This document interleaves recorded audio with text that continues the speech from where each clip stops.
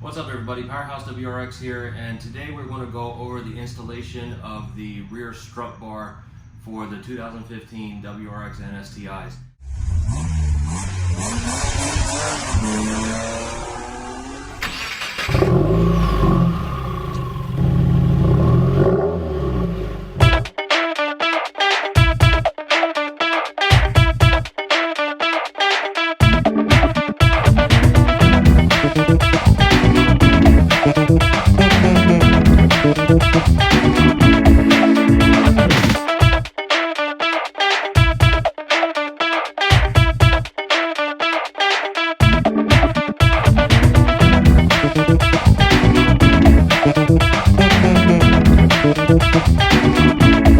Alright guys, so the bar is finally installed here, and as you can see from the video, the hardest part about the whole thing was trying to figure out where to cut the floor so that the bar actually can stick out.